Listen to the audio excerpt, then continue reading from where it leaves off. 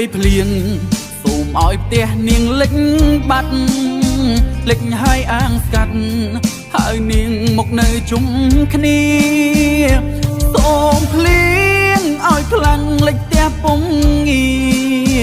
បាននៅចិត្តគ្នាភ្លៀងខ្លាំងរងាគេងស្ដាប់គោលាន់សូមបន់លោកតាឲ្យមានសង្សារខែនឹងខែល្អអញ្ចឹងខែនឹងរាសីឡើងខ្លាំងបាននៅចិត្តគ្នាគេងស្ដាប់គោលាន់ផងផាំងលៀងធ្លាក់ឈងឆាំងយើងរងងាយខ្លាំងដល់10ភួយពីនេះអត់គេងមួយយប់ខ្ញុំដូចយល់សពយ៉ាងមិនទេអូអត់ទេរឿងនឹងទៅទេខ្ញុំគិតអ្នកឯងមិនទៅចឹងរឿងនឹងគិតឡើងបែកផ្សែង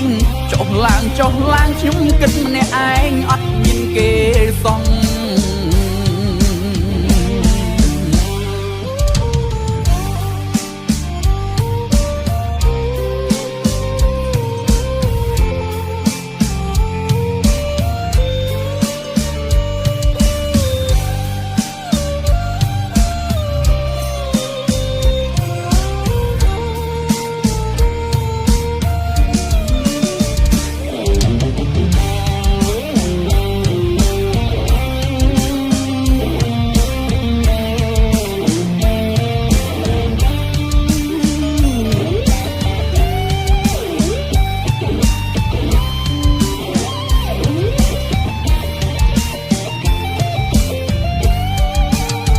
សូមបន់លោកតា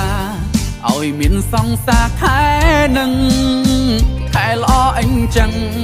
ខែនឹងរាសីឡើងខ្លាំងបាននៅចិត្តគ្នាគេងស្ដាប់គោលាន់ផងផាំងលៀងធ្លាក់ឈងឆាំងយើងរងងាយខ្លាំងណាស់10ភួយពីនេះអត់គេងមួយយប់ខ្ញុំដូចយល់សពយ៉ាងមិនទេអូអត់ទេរឿងនឹងទៅទេខ្ញុំគិតម្នាក់ឯងមិនទៅចឹងរឿងនឹង